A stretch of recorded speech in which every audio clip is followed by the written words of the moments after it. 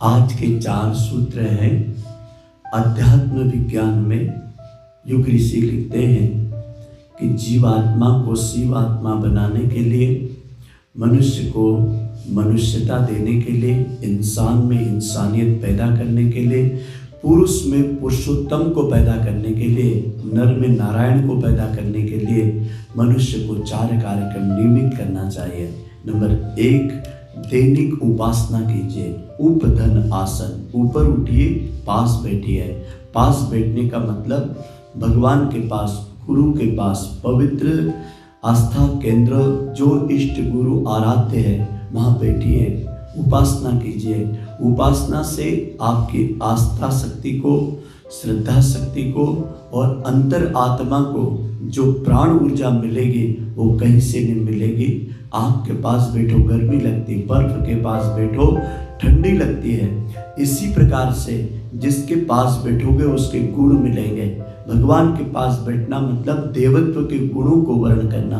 मैं मात्र आपको प्रतिमा की, संगमरमर की मूर्तियों के पास बैठने का या चित्रों के पास बैठने की बात नहीं कही जा रही है। मूर्ति में दर्शन है, मूर्ति में एक विज्ञान है। उसके गुणों का चिंतन कीजिए, उसके नाम का, उसके मंत्र का, अर्थ का चिंतन कीजिए और आंख बंद करके अपने आप को आत्मचिंतन में ले जाइए कि मैं ईश्वर की संतान होकर के अपने पिता के किन गुणों के कारण ईश्वर का श्रेष्ठ पुत्र कहलाने का अधिकारी हो सकता हूँ। ये उपासना से पात्रता बढ़ती है आत्मविज्ञान की।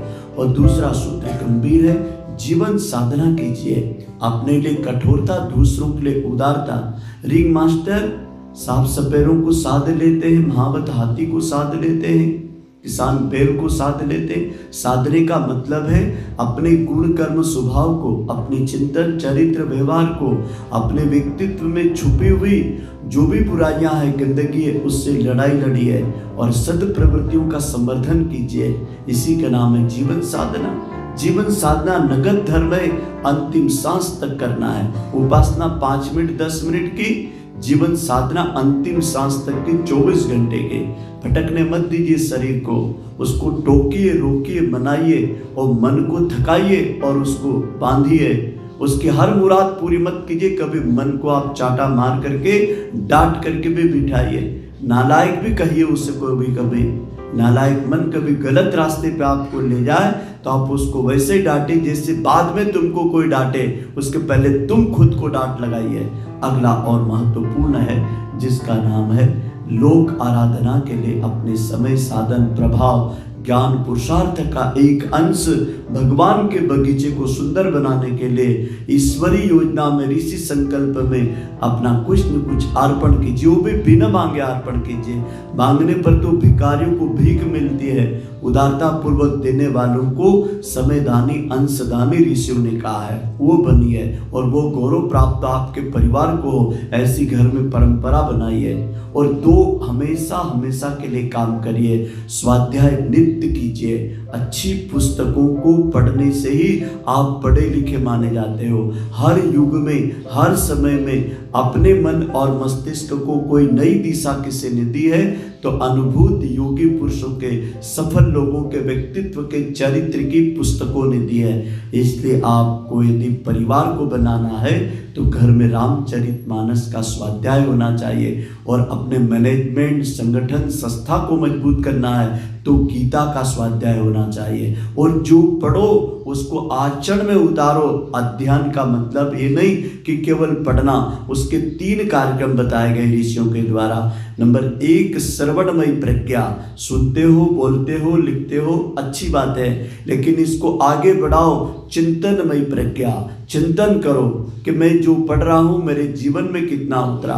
तो फिर तीसरी प्रज्ञा कही भगवान बुद्ध ने, भावनामयी प्रज्ञा। जो भावनामयी प्रज्ञा का जागरण नहीं करते उनका पढ़ना ना पढ़ना कोई काम का नहीं है। तो ज्ञान हमारे आचरण में उतरे, हमारे जीवन की महाविद्या बन जाए। युग ऋषि लिखते हैं कि महाविद्या के अभाव में ही लोग अज्ञान अभाव आसक्ति में भटके हुए हैं। ऋतंबरा प्रज्ञा गायत्री ही वो महाविद्या है जो मनुष्य के जीवन में नई नई योजनाओं को, नए नए क्रियामान शक्तियों को, नए नए जीवन के अध्यायों को खोलकर खुद की किताब खोल सकती है। दूसरे के अनुभव की किताब से आपको मील की पत्थर की तरह रास्ता तो मिल जाएगा। आदमी अपनी जिंदगी में मकान तो बना लेता लेकिन मुकाम नहीं बनाता है, और मुकाम जिसने बना लिया उसका मकान बनाना सफल हो जाएगा। मकान यहाँ रह जाएगा और मुकाम साथ जाएगा। मेरे भाइयों बहनों, मकान कितना अच्छा है इससे भी बड़ी बात है हमारा मुकाम कितना अच्छा हमने तय करना है। यह हमने निर्णय किया कि नहीं किया, अन्यथा ये मकान की माया इसी माया की दुनिया में नष्ट हो जाएगी। और यदि हमने मुकाम तय करने की योजना बना ली तो ये लोक और परलोक दोनों सुधर जाएंगे। मेरे ऋषि का आज का अमर संदेश अपने जीवन में इसको बांध करके रखना, इसी का नाम प्रभु मिलन दिवस है। आज मैं आपको भगवान से मिलवाऊंगा, भगवान से बात कराऊंगा। भगवान दूर नहीं है, बहुत पास है, और आपको अनुभूति हो जाएगी और अवश्य होगी, और उसी तरीके से होगी जैसे सुदामा को, मीरा को हुई थी, युग ऋषि को हुई थी, और ठाकुर रामकृष्ण परमहंस और विवेकानंद को हुई थी। बहुत बहुत धन्यवाद। ओम शांति शांति शांति।